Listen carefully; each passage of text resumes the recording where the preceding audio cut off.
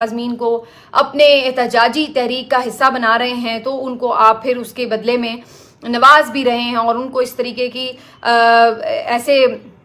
वो देते हैं, आप कह लें कि ऐसे इंसेंटिव्स देते हैं कि जिसकी वजह से आप समझते हैं कि कारकुन दोबारा भी उस एहतजाज में शामिल हो सकें। तो ज़ाहिर है इसके ऊपर तनकीद भी इस सिमत में हो सकती है, लेकिन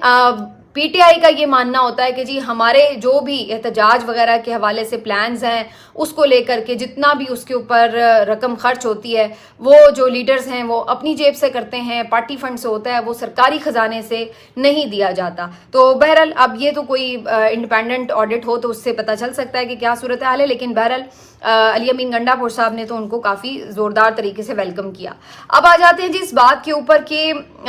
हुकूमत के क्या प्लान्स हैं। हुकूमत जो है दो चीज़ें आज के रोज़ इम्पॉर्टेंट उन्होंने की हैं। एक तो उन्होंने एक बिल पेश किया, इंसदाद दहशतगर्दी तरमीमी बिल 2024,